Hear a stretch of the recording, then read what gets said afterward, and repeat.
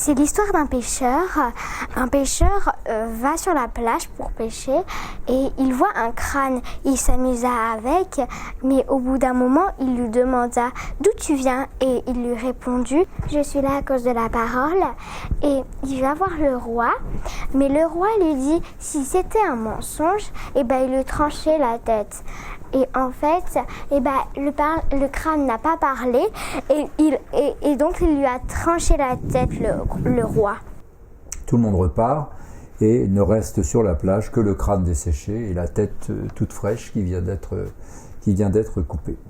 Et le crâne desséché se met à parler et se tourne vers la tête toute fraîchement coupée et lui dit « Mais qu'est-ce qui t'a amené ici ?» Et la tête de répondre « La parole ». Donc on est parti de cette histoire. Est-ce que le pêcheur a menti ? Est-ce que c'était vraiment un mensonge ? Puisque le pêcheur croyait sincèrement avoir, et il avait entendu le crâne parler.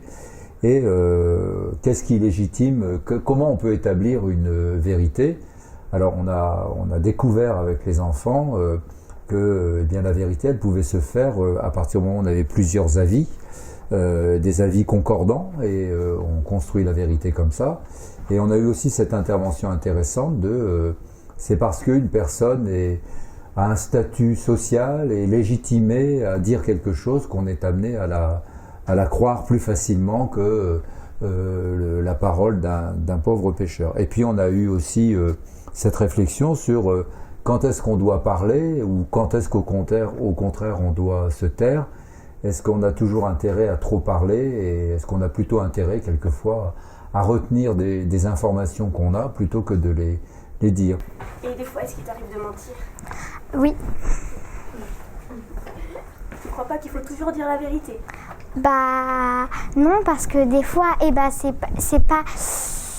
c'est pas vraiment très important de dire la vérité. Non, c'est pas que c'est pas vraiment très important, c'est simplement que on dit, des fois ça peut blesser les gens qu'on leur dit. Par exemple, si on leur dit tu es moche directement, ça va les blesser. Donc on a simplement à rien dire et donc à dire le contraire pour pas les blesser.